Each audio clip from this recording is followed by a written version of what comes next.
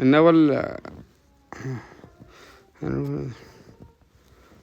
هذاك القات حق من هو؟ اللي يقول الوسادة القات حق من هذاك؟ الروش. القات اللي قفل الوسادة حق من هو؟ يا الوسادة يعني. الوسادة يوم ما صلى على النبي. هذا. الوسادة يذكى القات. أنا. لا يا نصر أنا تعب. لا يا نصر قد أني داري إن أنت تفعل حاجة.